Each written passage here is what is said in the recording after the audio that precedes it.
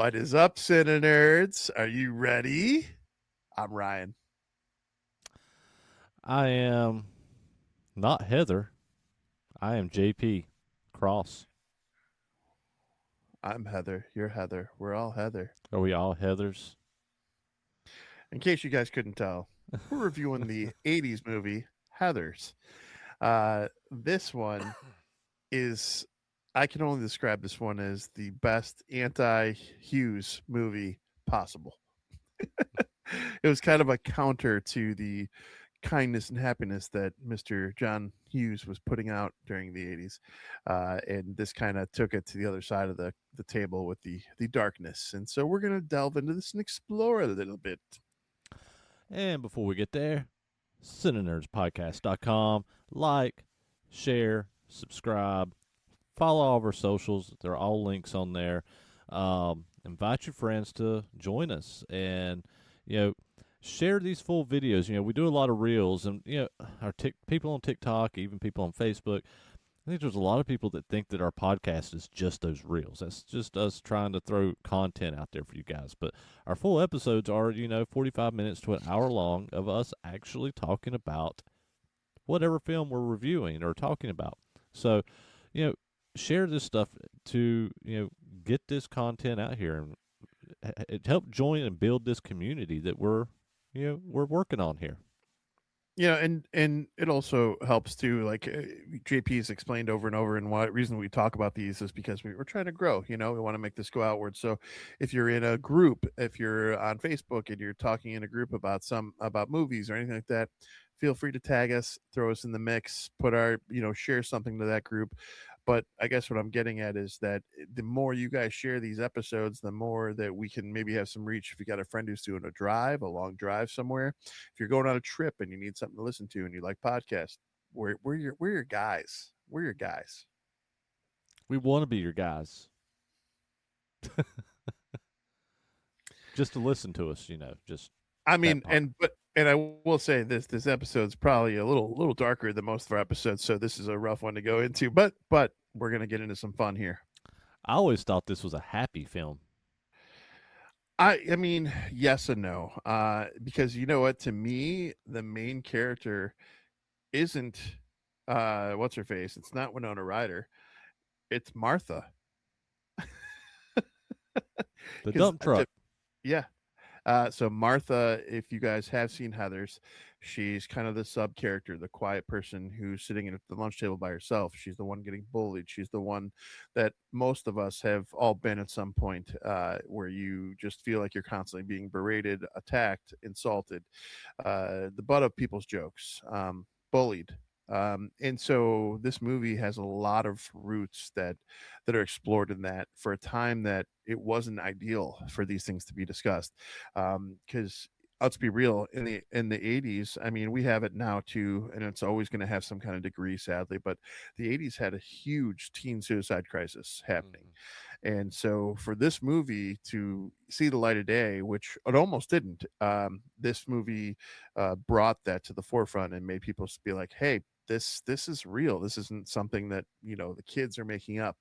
I believe Winona Ryder's agent begged her, pleaded, got down on her hands and knees and pleaded her not to do this, saying this would be career suicide to do this role because of the dark context and the dark nature.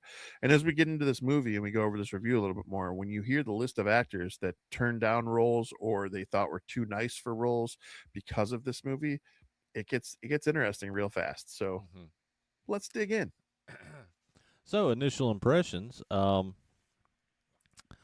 I know I watched this early on. Like I didn't. This wasn't a theater watch, but I remember watching it HBO something, maybe even a video rental, um, and sitting down and watching it and going.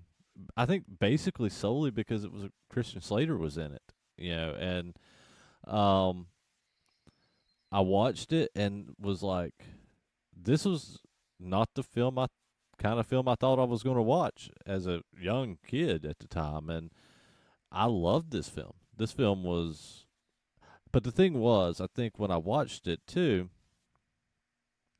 I don't think I understood it the way that I do as I did as I got older, because I was pretty young when this came out. I can't remember what year this came out, but I couldn't imagine I was any older than 10 or 11. 89. Yeah, so I was about 10. So yeah, 10 or 11 is probably about the time that I saw it, and I don't think I fully understood the gravity of this film and the darkness that this film actually has. And I just watched it as and thought it was a fun film, that did have to do with kids killing themselves, but I thought it was a fun film. Then, you jump a few years ahead and I'm like, oh, that's what that's about. That's what that means. And you see things differently, And so yeah, initially I just thought it was a fun, weird film, and then as I got older, not even that much older. I mean, within a few years of that, when I was just in, by the time I got into high school and saw this movie after that, I was like, oh, all this makes sense. I get this. This film is just really relevant. Especially for our time period at that time. Because teen suicide, like you said, was a big thing back then, and it was a big concern and whatnot. So this one to me, I saw this first when I think I was just going into my freshman year or starting my freshman year. And the reason my friends chose to watch it was because they thought it was exactly what JP was just saying. It was going to be like another cool movie, something like, it wasn't out at the time, but Pulp Fiction's a good example. Like we all kind of like thought that that was a novelty to see that movie and thought that it was cool, or like, I don't know, there's a bunch of movies that had that unique twist that you thought were just a vibe, right? And this movie, I watched it for the first time, and while they were all laughing and thought there was fun and, dealing with the Mean Girls aspects and seeing what they could compare to our school, I was looking at this way darker than they were, and I was like, "This movie's fucked up. This movie's really fucked up." Like, you've got a sociopath in Christian Slater, and yeah, it just this movie took me for a wild ride I was not expecting, and I definitely was not. I did not leave this movie a 14-year-old with closed eyes. All right. Do you want to give us a little bit of a synopsis on this one? So, if you've seen Mean Girls, you understand the synopsis here. This is essentially you've got a clique of three women who are the Heathers.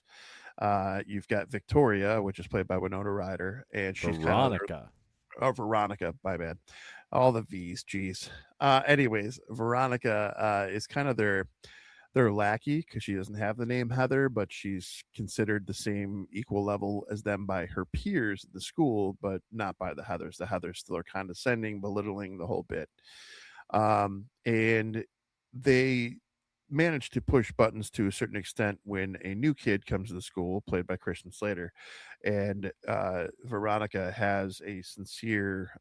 She's drawn towards him. She's fixated on him, and she clings to his words.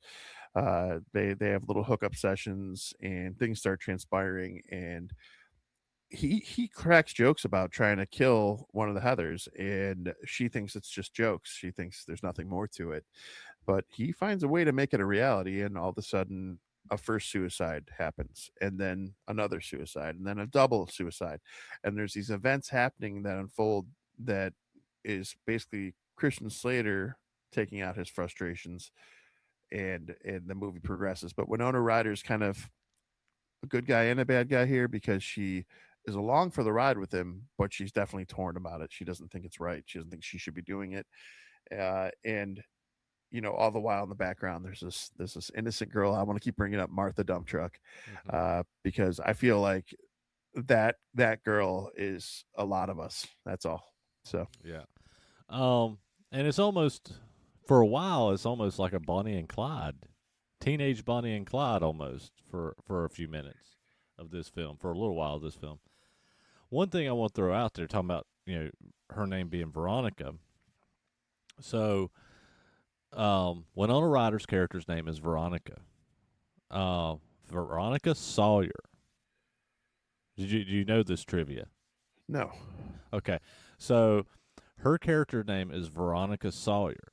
So her former best friend, that is not a Heather, the girl that plays Betty, that was her childhood friend, her name is Betty Finn. and her character is played by a couple trivia things here. So her character is played by an actress by the name of Renee Estevez. Hmm. Do you know who Renee Estevez is? Emilio something. It is Emilio and Charlie Sheen's sister. Okay. So Veronica Sawyer, Betty Finn, they took these names, Veronica and Betty from Archie comics, and their last names from Tom Huck Sawyer. Finn, Huck Huck Finn, Finn. Yeah. Tom Sawyer and Huck Finn, and that's where they got their characters' names from. Was to pay homage to Archie and Did um, you did you know about the high school? Why the high school's named? what was it? The high school is named Westerburg High, and that's because at the time Winona Ryder's favorite band was the Replacements, who was fronted by Paul Westerberg. And I bring that up because these guys, this guy in particular, shit all over my movie Singles, which had Paul Westerberg on it. But you know what? The music in singles is great. The music wasn't the problem. So is the movie. Anyways, I digress. Um, yeah, no, I there's tons of trivia facts in this, and I did not see that one, so that is interesting. I know there's another tie-in to a book, that or a movie, another movie they couldn't get rights to It use, was so uh, the book that they're underlining and stuff and taking quotes from is Moby Dick. and it was supposed to be Tale of Two Cities. No, they wanted to use Catcher in the Rye, but Catcher in the Rye. That's they right. couldn't get the rights to Catcher in the Rye, and Moby Dick was open domain, so they used Moby Dick. All right. Yeah, so there's things like that. There's all sorts of other fun. And I will say this too, as we're saying some little trivia here. So, do you know who saw this movie and then told her father about Shannon Doherty? Oh, it's Tori Spelling. Yep. Well, This is how Shannon got cast into 90210. mhm. So I thought that was kind of cool. um, so one thing I want to hit off the gate, and it's opening scene, but you have multiple versions of this scene throughout the film. Um, I love these all the scenes with them playing what's the game? Oh God, Uh uh uh not fuck not crochet. No, not crochet, crochet. Croquet. Croquet. croquet. I kept wanting to say polo. I said crochet. Jesus Christ. I I love all these scenes. You know, the bickering between these Heathers and Veronica, and them strategically hitting these balls and going, well, this is how you play the game. This is how you succeed. This is, I love all these. And yet, like, the whole opening scene is one of these big scenes, and there's multiple of them throughout the scene. There's even a dream sequence, with Veronica being buried and them hitting her in the head with these balls. And I love all of these scenes for whatever reason. I think they're just silly but dark but very true all at the same time. There's some great quotes in this movie too. From that one Heather one that what'd she say? Fuck me sideways with a chainsaw is the one quote. That's actually my first note in my list here is actually Heather. Fuck me gently with a chainsaw. Do I look like Mother Teresa? I actually wanted to like I was like, did Damien Leone get inspired from this? Like, because that was hilarious. So yeah, that was a great quote. Was that said by Heather McNamara? Was that the main Heather? The original, the first Heather. Yep. Yeah, so I think the person who's supposed to play her originally was Heather Graham, a 17-year-old Heather Graham, but her parents would not allow her because it was so dark and the Yeah. language that was being used in it. Yeah. And on the flip of that, for Jason's character JD, you had Brad Pitt, Jim Carrey, Judd Nelson, and Jason Bateman were all turned down for these things. That's insane. Yeah. I think Christian Slater's the better pick for this film. Me too. And I also read more trivia about him with this one. Apparently, after the movie was done filming, he claimed that Jack Nicholson gave him inspiration, and he actually sent a cut of the movie to Jack Nicholson, hoping that he would say something, and he didn't. Yeah. Which is I had actually, I think, saw behind the scenes years ago, and and Christian Slater actually talking about that. So yeah. Um. So I wanted to ask the question: Go ahead. You inherit $5 million. Oh, fuck's sake. You inherit $5 million, Ryan, and you have 2 days before aliens land on Earth and destroy the planet. What do you do?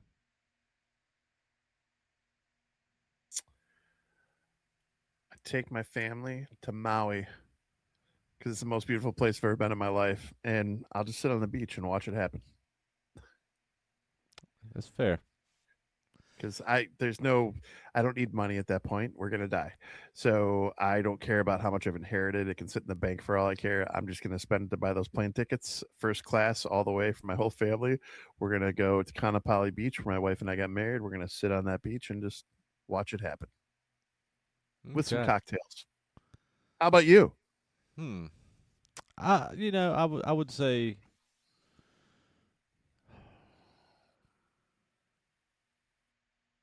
Oh, you didn't expect pro- to have it come back at you, huh? no, no, I did, but there's factors in mind, I guess. Because I would want to be with my kids, uh, and whatnot, and but my kids are spread out, and I'm sure they would maybe want to do things with, be torn on what they would want to do, and because they have families, and whatnot. Well, fuck. Um, so I think that's a tougher answer question for me. But I would want it to be something very similar to yours. I would want to go like, hey, let's go wait this out, in the fucking on a private island, someplace beautiful and just soak up all this with what little time we have left. Um, so I think it's a little different for me, But that what you said is what I would want. I just don't think I could make it. I don't think it would happen that way It for me. if nothing else, it would happen with my wife and I. But Yes, the kids, to your point, that's the thing. It's one of the things that fucking sucks about getting older is when your kids have significant others that they care about and they've got families and there's just more to it now that we're older with older kids. And so, would I want to go to Maui and do that and bring all my kids? Absolutely. Would they leave their significant other? No. Would that significant other come with us and leave their family behind? Probably not. probably not. So I don't know how that would all transpire either, but at the very least, my wife and I would. Yeah, I agree. Oh, no, I lie because my wife would not let me leave my kids, so I'd probably be stuck here in Cleveland. I'd have to go to I'd have to go to Lake Erie to sit on the beach and wait. Sit on Lake Erie with your $5 Yeah, million dollars. yeah. I'll make a bonfire out of $5 million. Oh, I had to ask the question. It was in the movie. Oh So yeah, yeah. my next, I know one of my next notes. Um, Well, hold so on, th- hold on. This presents a good question. So, to JP's point, that was a big contextual point of this movie. They were going around doing a sociological experiment, asking kids in their school that particular question, mhm. and just to hear responses and then judging them and being Heather's. But what would you do? Those of you guys listening, sound off in the comments. Let us know what your thoughts are, or feel free email us the three senators gmail@gmail.com. But you've got what is it, 48 hours, right? And 48 hours. $5 million before the end of the world. What are you going to do? I would love to hear feedback on this one because that's a great question. That's Hmm.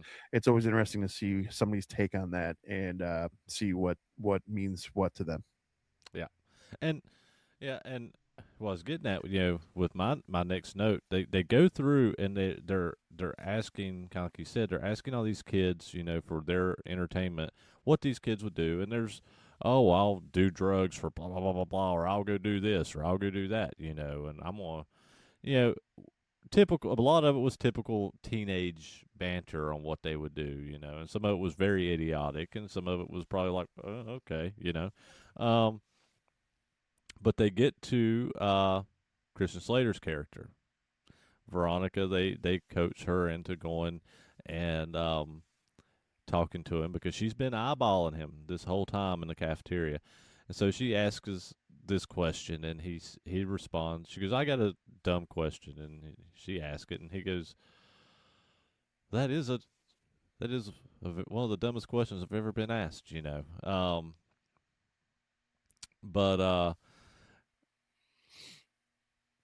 the scene after this is what got me. Is there's these football players, these two best friend football players. So they see Veronica talking to him, and after she walks off, they come up and they're like, oh, they go up there to fuck with him, bully him, be the jocks, and he gets up. Christian Slater gets up, pulls out a gun, and fires it directly at them. Now the gun has blanks in it. He doesn't kill them, and he gets suspended. And so my note is, imagine what would happen in today's world with a gun scene in a cafeteria like that. Even with it being blanks, like this would be, you know, cops everywhere. This kid would be in jail. Shit would hit the fucking fan in today's world if this was to happen. So this scene was where I was going to piggyback into a similar story for my era of growing up. I had a friend. I still have a friend. If I ever ran into him and I saw him, I'd still call him a friend. Named Jamie Tanner, and he was a solid dude, one of the best dudes I knew. Didn't have a mean bone in his body regarding unless you hurt him or his family or anything like that. So he's a good person. However, this would have been our freshman year, my sophomore, his freshman. He got caught with a hit list. Anyone that had ever done him wrong or had any ill will towards him or he thought wrongly of, they got their name added to this list.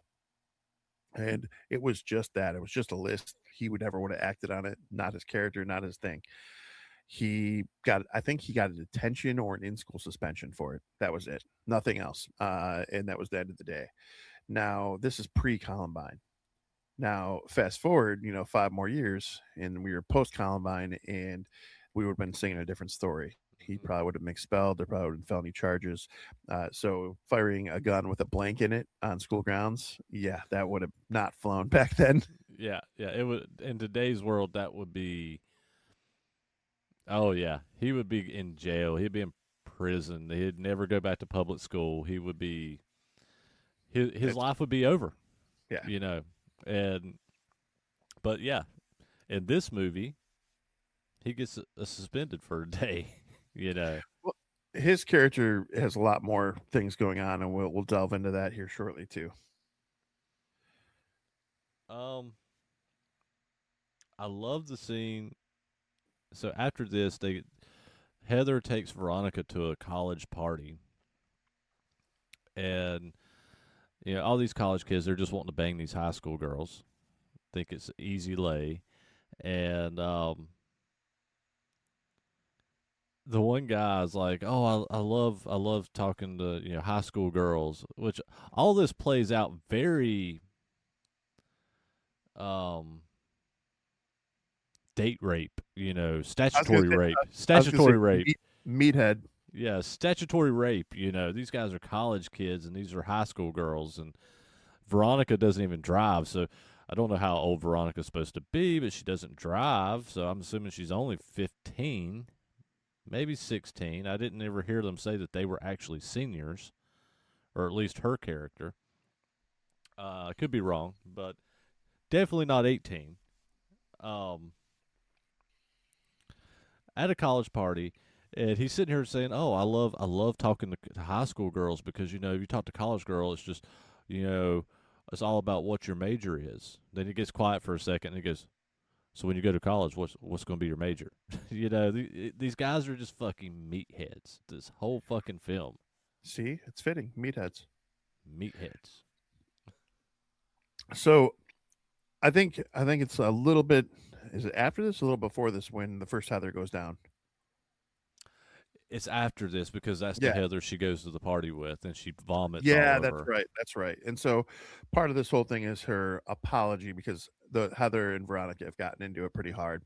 and Christian Slater goes with her to her house, and he's been egging this on the whole time. He's been talking about how to kill her, and he comes across like he's joking, like it's not anything serious. Here, he gets essentially Drano, and he pours it in a cup. And there's another cup of juice or whatever. What was it? Juice and milk, I think is what they Yeah, it did. was a mixture, just some concoction that would just be nasty. And somehow Veronica grabs the one that had the lid on it, which was the chemicals. Which, Hmm. and Christian Slater knows that, said something. He's like, "Whoa, what? Oh, okay, never mind." It does Yeah. one of those. So they go into the bedroom and give her this drink and try to say it's her making amends. It's she wants to bury the hatchet, so to speak, or for real. And essentially she drinks the poison, and at first she wasn't going to. She's like, what do you think I am, stupid? And does one of those, and they have Hmm. to counter her with what are you, chicken? Can you not do it? Essentially one of those deals. Yeah. She drinks this thing, takes it straight to the face, and she just straight through a glass coffee table falls over. um the wheel starts spinning. And I don't know if Christian Slater's character was already preemptively planning this, but he convinces Veronica to write a suicide letter to make it look like it's a suicide now. Hmm. Um, the crazy thing about this is there's a little bit of trivia to this scene as well. And that was that this particular Heather and Christian Slater were dating in real life. Throughout the filming of this movie, Christian Slater and Winona Ryder became an item. Hmm. And this was that Heather's exit, which I don't have her name, the actress's name, but this was how they had her exit because she wanted off. Now, Winona Ryder has never confirmed that this was an actual thing that happened. She has never confirmed that they dated, but I mean, it makes sense that that's where she went out first, and this is where the story lines up. And let's be honest, Winona and Christian Slater's characters they have great chemistry on screen together, so it makes sense to me, kind of. Yeah. And um, that character, her name is actually Kim Walker, or was Kim Walker, and she actually made a joke or made a comment in this film before her death scene.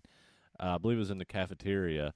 She actually says something about I think it's to Veronica. She says, "Oh, what do you have, a brain tumor or something?" Or says something like that to her in this film.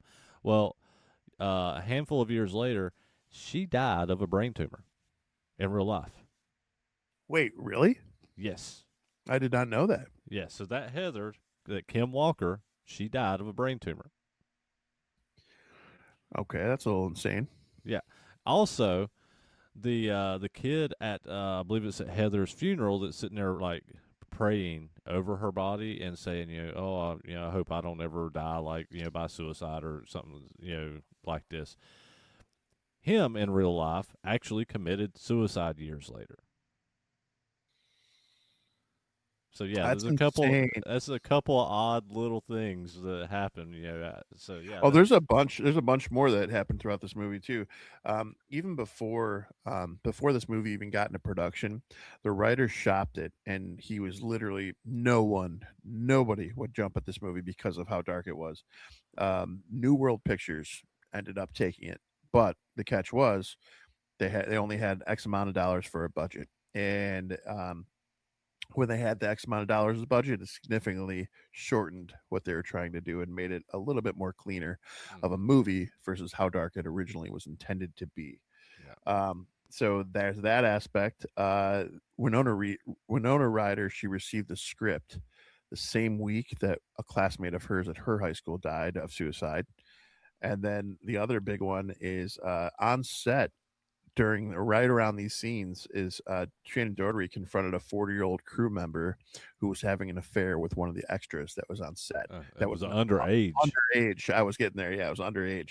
So she confronted him, and she recalled in the comments that she recalled it was the first time she'd ever been called a bitch. Hmm. So I actually wrote my notes here when Heather dies here, and because I had never noticed this before, does she say corn nuts as she falls to her death? Uh, you mean the glass table scene? Yeah, like after she drinks the drain cleaner, like she falls as she's falling. Corn nuts. Yeah, I I think she does. I swear she said corn nuts, and I had never noticed that before. And I wrote that in my notes. I'm like, Did Heather just say corn nuts as she Yeah, died? no, I absolutely think she did. Absolutely do. That definitely chalks. Like I'm saying it in my head as I'm like Yeah. rewatching it. I'm like corn nuts. Like, yeah, okay, I remember Yeah. that. Yeah. And then Now, this. Go ahead. go ahead. No, go ahead. Oh no, Jesus. No, I was just gonna say. So, it's right around this time we first get a peek into Christian Slater's or his character JD, his life with his father. um, Winona Ryder and him are sitting at their house. The father comes in, and it's a very awkward, unusual setting to the point where Veronica decides, "Okay, you guys are good. I'm going to leave," and she Mm-hmm. leaves. And you kind of get like this just awkward feeling between father and son. It just doesn't quite chalk right. And Yeah.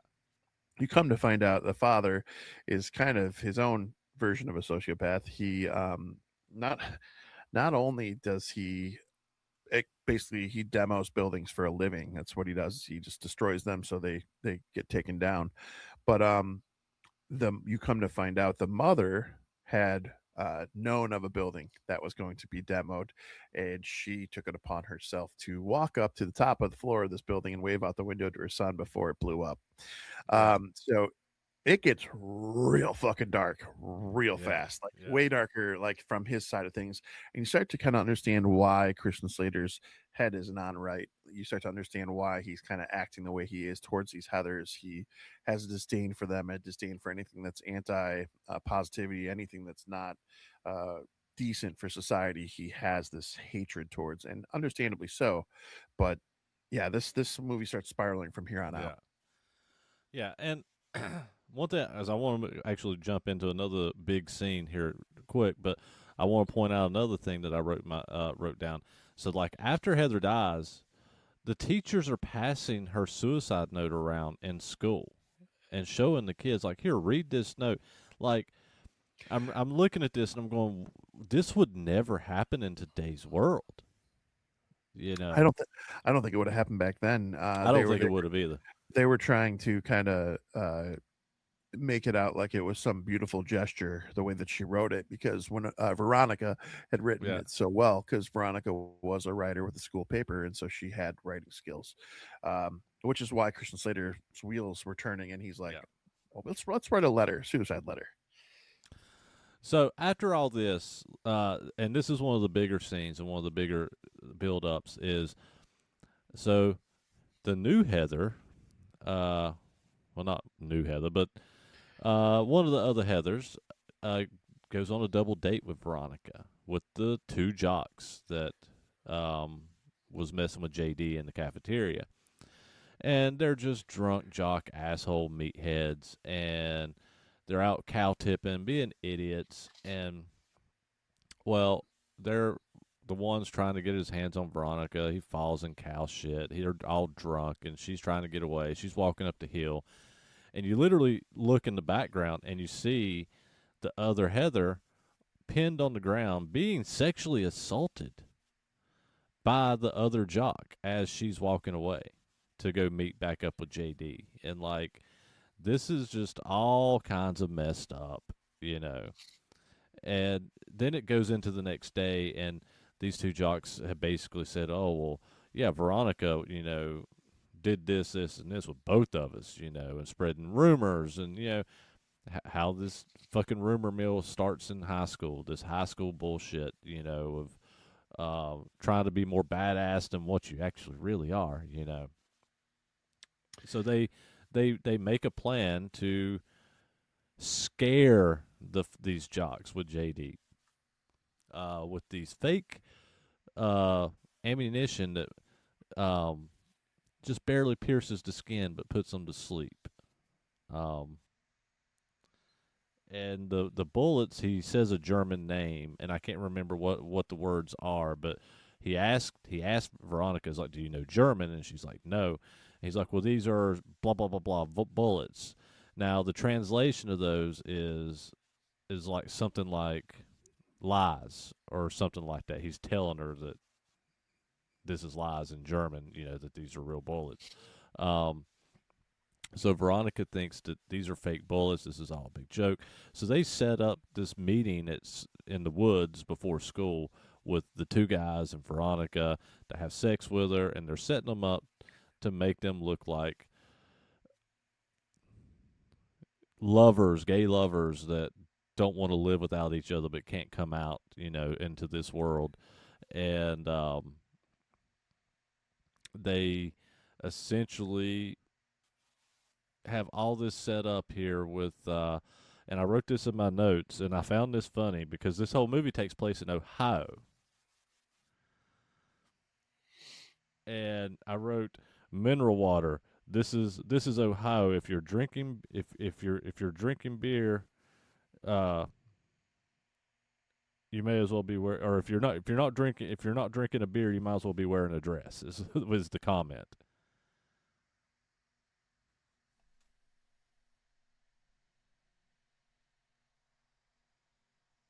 Did I lose you, Ryan? You did. Are you there now? Yeah, I'm here.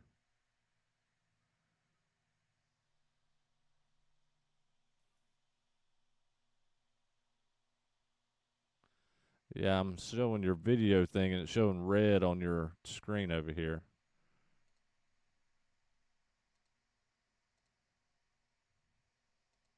Oh,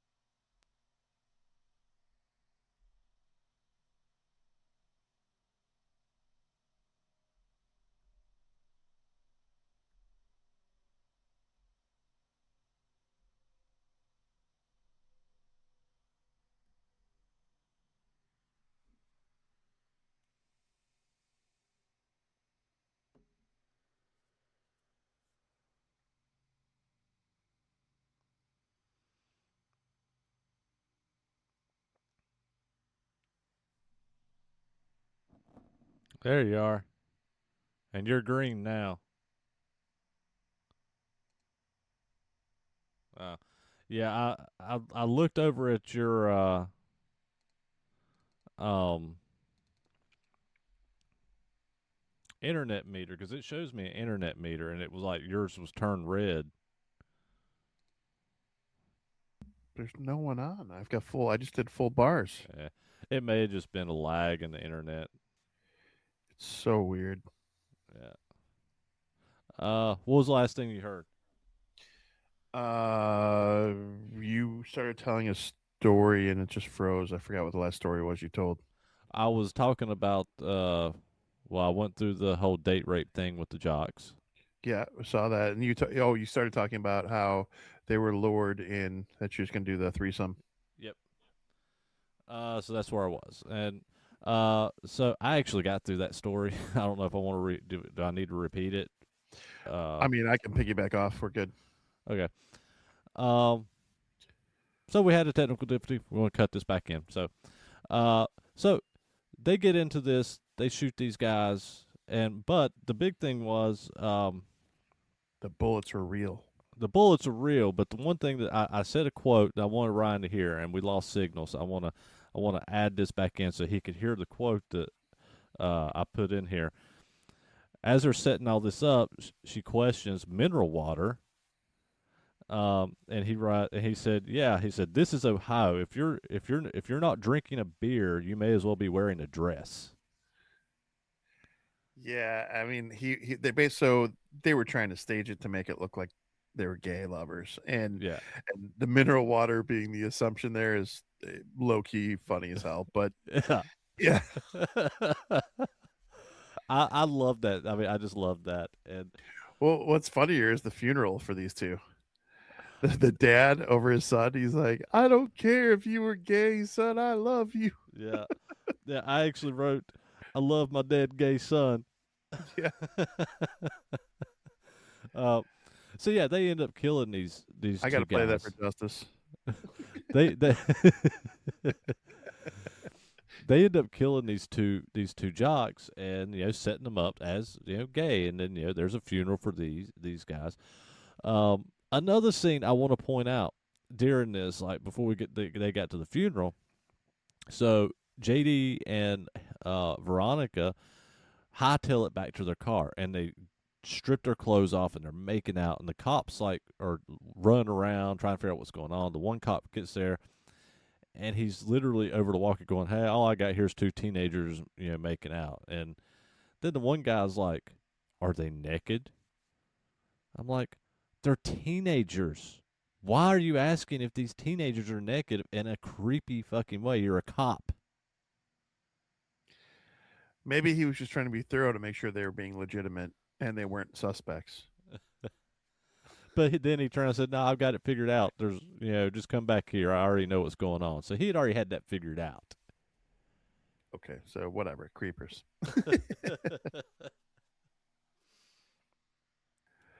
Yeah, so basically though throughout this though, now we've got I think but that was so there was another kid who he unalived himself.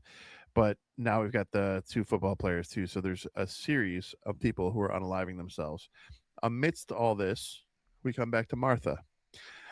Martha is basically what we don't haven't talked about is the fact that right off the rip in the beginning of this movie, the Heathers thought it would be funny, so they wrote her a love letter from one of the Jockos before he passed, and the love letter said crazy things to her, and so she thought it was real. She went up to them, and they basically shit all over her for it and started laughing and being rude and doing what they do.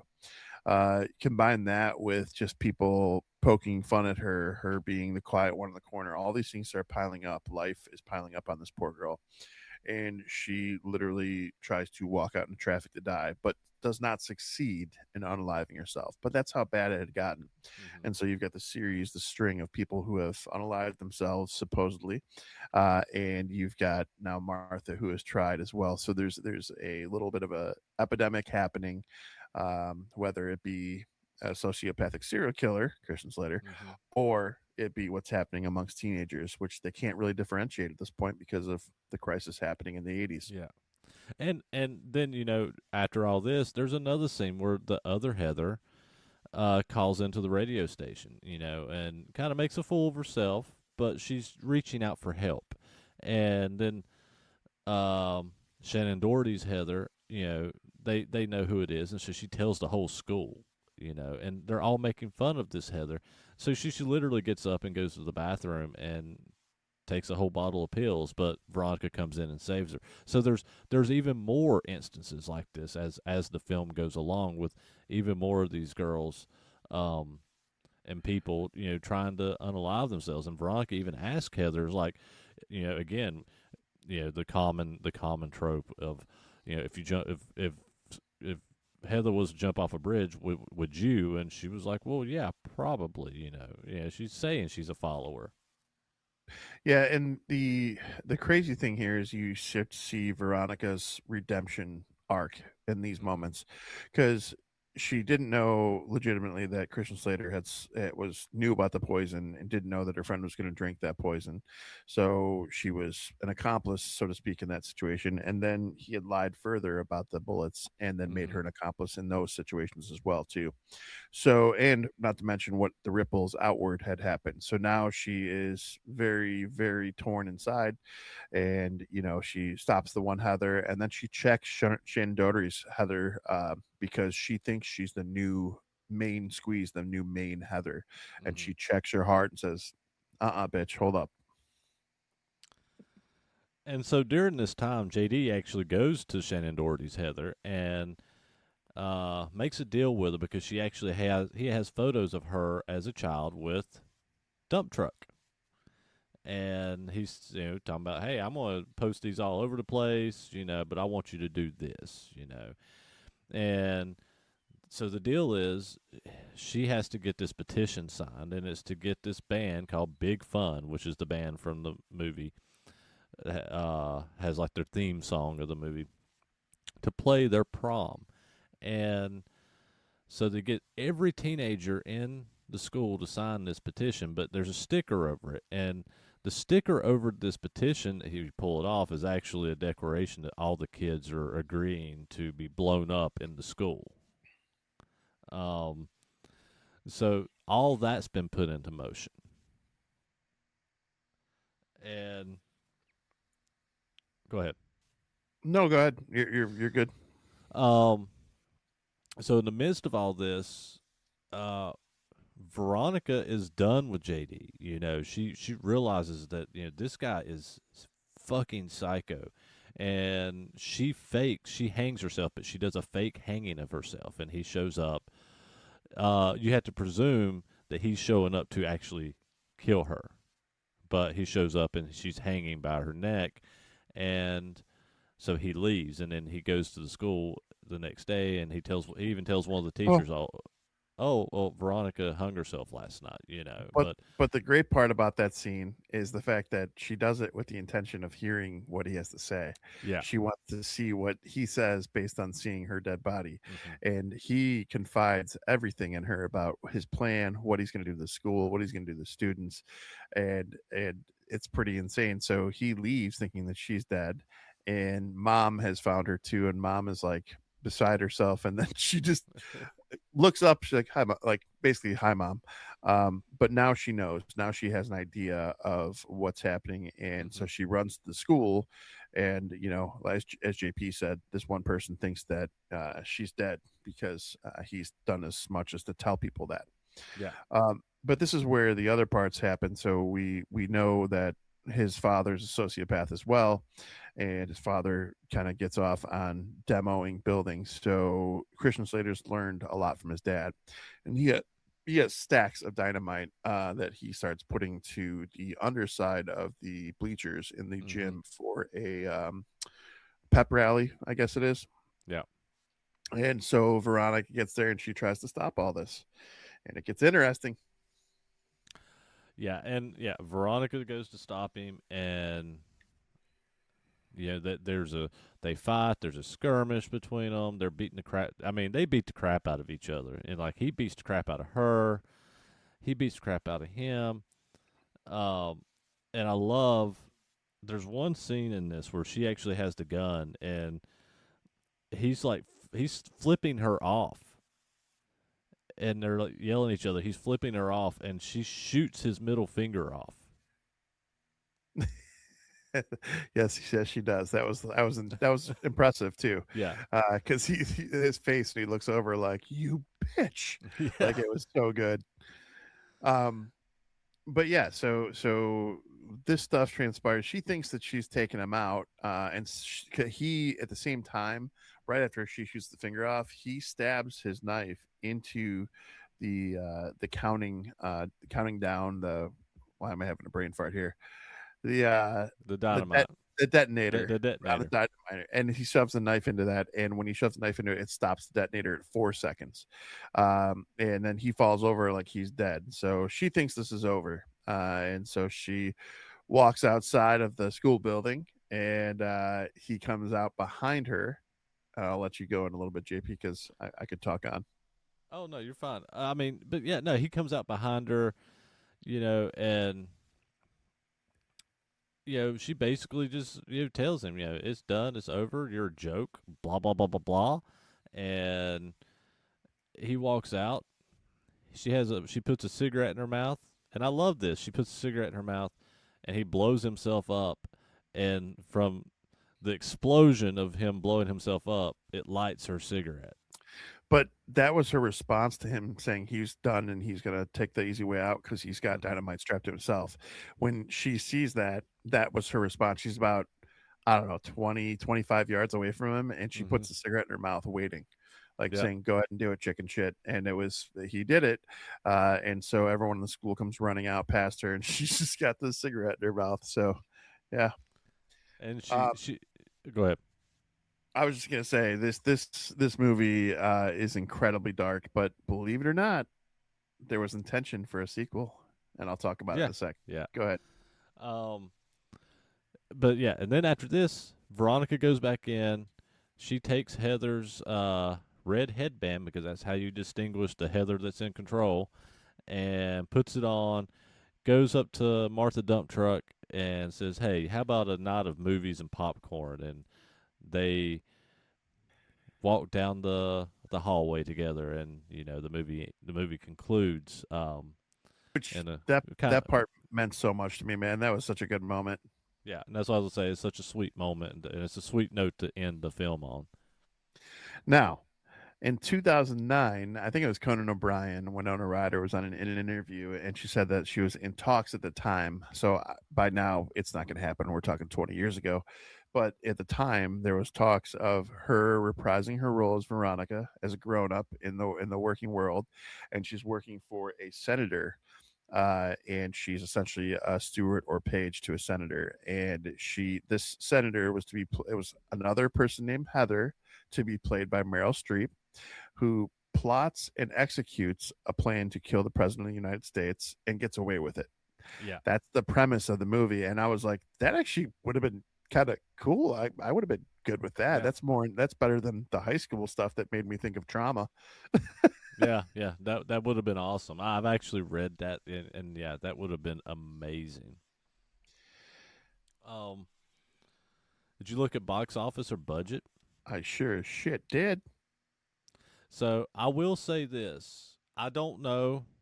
I didn't look at it, but I will say I know that this is a low budget. Why do I know it's a low budget? Because it was done by New World Pictures, which is a Roger Corman production company. That was Roger Corman's production company. He never did anything big budget. Um, and best I remember, this movie bombed, and I think Hard. hard, like to the extent I believe this was one of the films that ended up being one of the reasons Roger Corman sold New World Pictures. So all that being said, Corman was known for only doing budgets of anywhere from 500,000 to 3 million. So I know that the budget's got to be no more than 3 million. On the money. Is it 3 million? Yeah. Oh, okay. I think.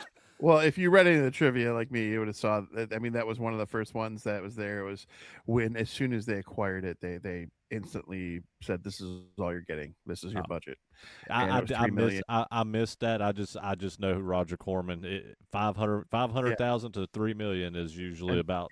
you've talked about him a lot too, so Yeah. I know you know him well. And Um, and as for box office, I know this bombed. So I mean, I don't think it even made its budget back. So I'll meet in the middle and say 1.5 million. opening weekend. Let's start with that. How much do you think it made opening weekend? Let's say 500,000. It was 177,000. That was opening weekend. Now, gross worldwide, there's only a difference of 60K here between US and Canada versus gross worldwide. So I just put the gross worldwide. 1.1, almost 1.2 million was what it made. That's the total gross. Total gross. So this movie did not at all do well. And had they explored that idea of the sequel, I think that sequel would have done far above and beyond this, because this is one of those cult classics. It developed into such. This movie didn't. This movie made money on VHS. Yeah, it did not blossom till years after it came out, for Yeah. sure. Um, and that's what I said. I knew that this was a Roger Corman production and from his studio, and I knew that this was a time period of when he had a lot of bombs, and that's when he ended up selling the company. And um, relinquished, control of the company of New World Pictures, and best I was remembering, I was thinking this was one of the films that not wasn't the cause, but it was one of multiple causes. That with it completely flopping. Yeah. No, this was interesting though. This movie took me into a darker place. The first time I saw it took me into a slightly darker place. Watching it as an adult as well. Um, I am somebody who loves this movie because I think there's a lot to be said about this movie, but from a learning aspect. People who are in a dark place probably shouldn't run towards this movie, if I'm being honest. But for those of you who have been through anything, or you are somebody who has learned from any past experiences, this movie has a lot to offer. It's good in that regard. I feel like if you're somebody who just liked the movie Mean Girls, or you like anything like that too, like this movie has those vibes, but it tends to lean in the favor of the person being bullied more than the Mean Girls. Oh, don't even. Still got to get a review in. Let's do it. All right. So I, I, can't even talk. I always loved this movie. Like I said, I watched it young, too young. Didn't understand it. Watched it a few years later, but even loved it. But watched a few years later, understood it. Older I got, understood it even more. And it's just a film that I always loved. And um, the dark comedy, the dark nature of this film, the dark drama of this film. Um, this is just one that I've watched this film multiple times through the years, and uh, I've watched it probably multiple times in the past few years outside of watching it again for this review. So I mean, I've watched this movie a lot through the years, and it's just one that I generally love. It's kind of a go to film that even if I'm just don't know what I want to watch, if I see Heather's there, I'm like, yeah, okay, yeah, there's Heather. I'll put that on, and I'm not upset about it. So it's just one of those movies that I can always kind of just put on. Uh, I will say, and I think I even said this in our review of Pump Up the Volume, that I prefer Pump Up the Volume to Heather's for the teen angst movie, of that time period. Um, but I think that one was more for me than Heather's was. But Heather's is just as good as Pump Up the Volume. Most people prefer Heather's to Pump Up the Volume. Um, but the cast is great. It's beautifully shot. It's the content is dark, and some of the stuff, the way they shoot it, kind of like I was talking about with Croquet. the croquet. Um, I love those scenes. They were so off the wall bonkers. And I just generally like a lot of the little aspects of this and the little things in this film. Even like and we didn't even talk about this scene, but like there's one scene like where Veronica's lighting a cigarette and she takes the old like car cigarette lighters, pulls it out and puts it in her hand, and JD literally grabs her hand and lights his cigarette off her the heat from her hand. And there's little scenes like that I love, and so it's just a movie I always go to. Uh, it's not a perfect film, but it's a fun one.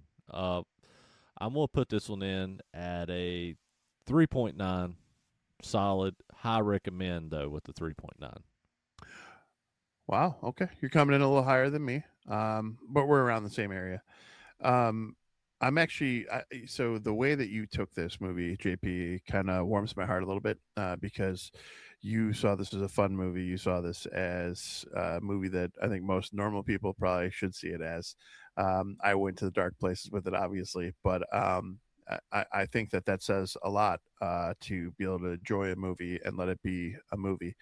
So I respect that. I like that a lot. I definitely went to a dark place with this, but at the same time, there's a lot to be said with that, as I was saying before. It's got some learning elements. It's got some intensity to it. It's got some real, very, very real things to it.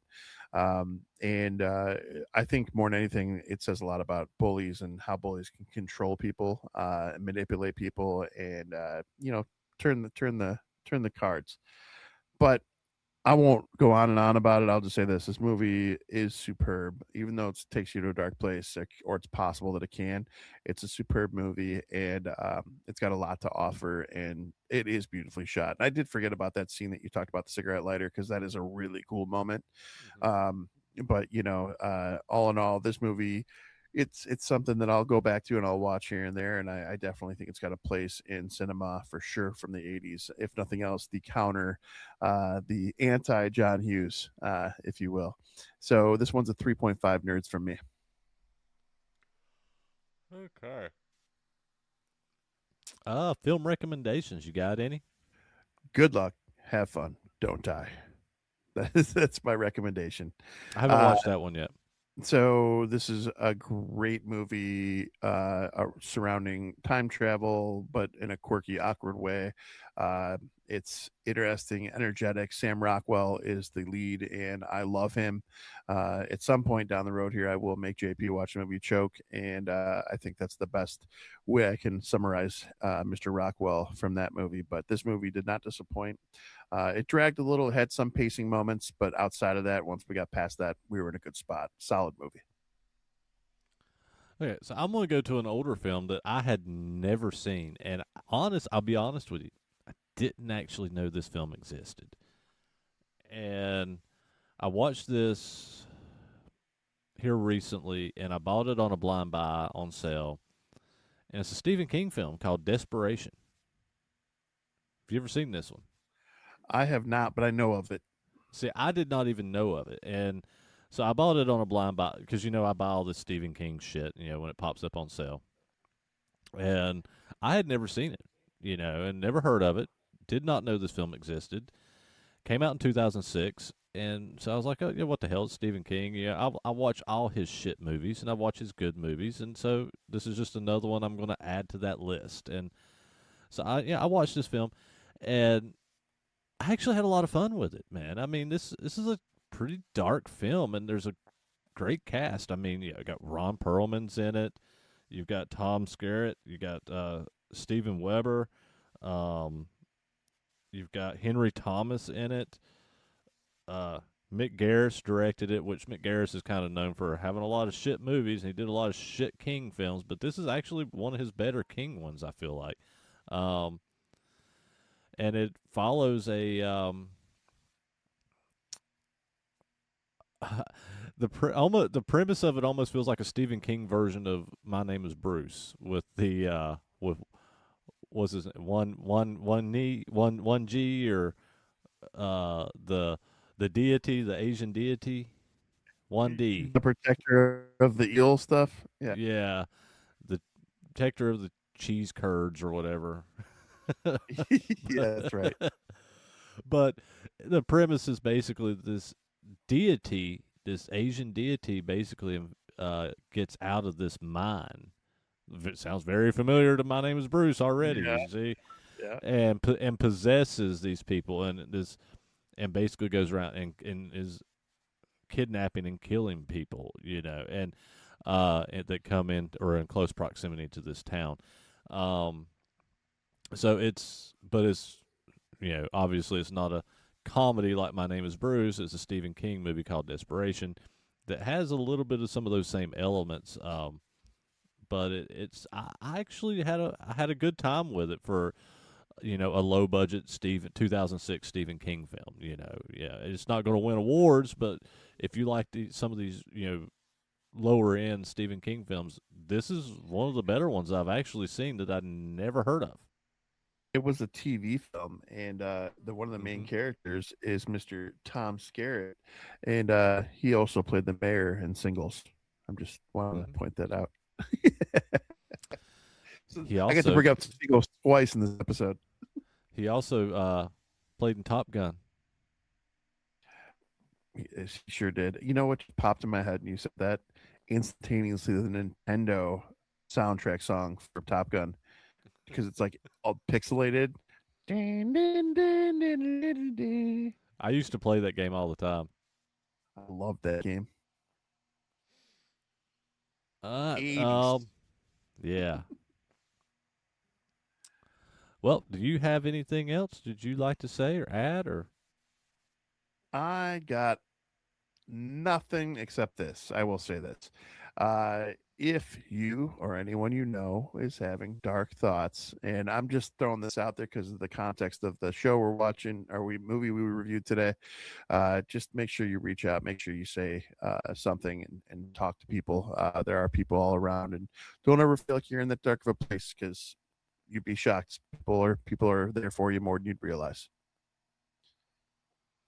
And if you can't find somebody, do what I do. Put on the shittiest movie you can find and just have fun with I guess there's that.